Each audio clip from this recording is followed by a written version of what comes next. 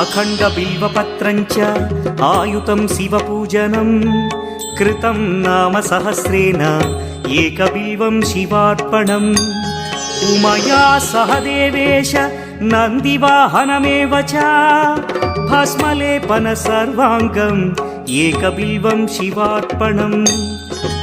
सालग्रामेषु विप्राणां तटाकं दशकूपयो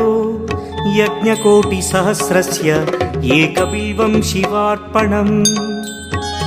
दन्तिकोटिसहस्रेषु अश्वमेधशतक्रतौ कोटिकन्या महादानम् एकबिल्वं शिवार्पणम्